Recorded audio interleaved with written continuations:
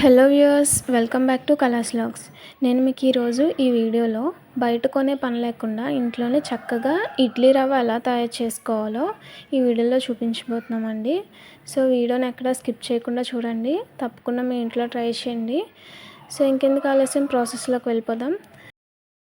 So ముందుగా ఏంటంటే ration బియ్యం తీసుకోవాలండి. రేషన్ బియ్యం తీసుకున్న తర్వాత 2-3 సార్లు నీట్గా ఈ బియ్యాన్ని కడిగేసుకోవాలి. సో ఎంత బాగా కడిగితే అంత చక్కగా మనకి ఏంటంటే ఫైనల్గా మనకి నూక వస్తుంది కదా, అంత నీట్గా వస్తుంది. సో కడిగేటప్పుడే చాలా కేర్ఫుల్గా కడిగేసుకోవాలి. సో బయట కొనే పని లేకుండా నూక ఇంట్లోనే చక్కగా ఇలా తక్కువ ఖర్చుతో తయారు చేసుకోవచ్చండి. సో నెక్స్ట్ మనం స్టవ్ పైన వాటర్ని పెట్టుకోవాలి. వాటర్ మొత్తం ఎసరులు వచ్చేంత వరకు బాగా మరిగిన తర్వాత బియ్యం వేసుకోవాలండి.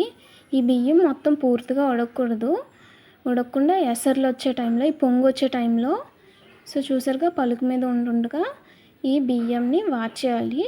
సో స్టవ్ ఆఫ్ చేసుకొని వార్చేసుకుందాము. వార్చేసుకున్న తర్వాత ఈ బియ్యం ఉన్నాయి కదా, వీటిని ఒక పళ్ళెంలో వేసి చల్లార్చుకోవాలండి.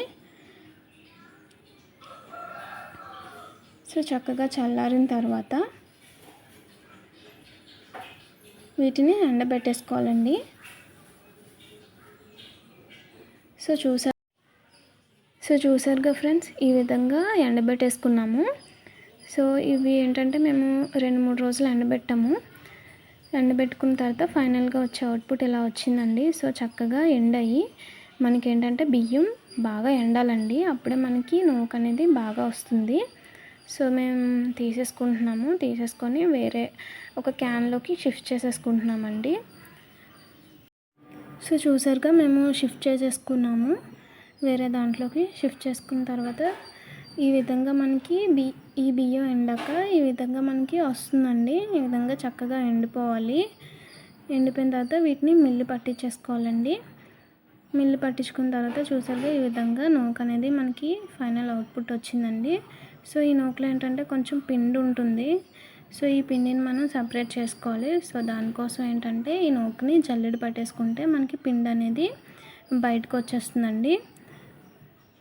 సో మొత్తం ఇలా జల్లించుకున్న తర్వాత మనకి వచ్చే నూకని వేరే దాంట్లోకి షిఫ్ట్ చేసుకొని ఇలాగే నూకని మొత్తం మనం జల్లెడ పట్టేసుకుంటే మనకి పిండి సపరేట్ అయిపోతుందండి. సో చూసారుగా ఫ్రెండ్స్, ఇలా బయట కొనే పని లేకుండా ఇంట్లోనే తక్కువ ఖర్చుతో హైజీన్గా మన ఇంట్లోనే ఇడ్లీ రవ్వ తయారు చేసుకోవచ్చండి. సో తప్పకుండా మీ ఇంట్లో ట్రై చేయండి. సో చూసారుగా పిండి ఈ విధంగా వచ్చింది. సో నూక కూడా మనకి రెడీ అయిపోయిందండి. ఇది రెడీ టు యూజ్ అండి. దీన్ని ఎక్కడైనా స్టోర్ చేసుకొని మనం రెగ్యులర్గా యూజ్ చేసుకోవచ్చు. మేము వీటితోనే ఇడ్లీ చేసాము. సో చక్కగా వచ్చింది. ఒకసారి మీరే చూడండి ఎంత సాఫ్ట్గా వచ్చాయో ఇడ్లీ.